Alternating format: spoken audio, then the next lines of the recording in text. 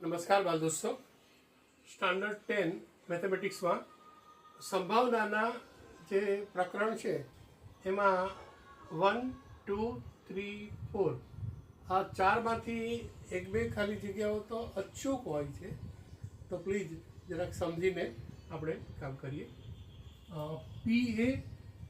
P A dash એનો સરવાળો હંમેશા 1 આવે, બધી જ ઘટનાનો સરવાળો 1.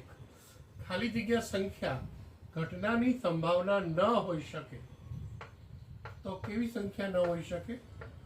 ઋણ અથવા તો માઇનસ એની સંભાવના હોઈ શકે નહીં. ચોક્કસપણે ઉદ્ભવતી ઘટનાની સંભાવના હંમેશા 1 હોય છે, 1 હોય છે. અને P A is equal to 0.25 હોય તો P A dash is equal to 0.75. એટલા માટે કારણ કે બેનો સરવાળો 0.25 પ્લસ 0.75 ઇઝ ઇક્વલ ટુ 1.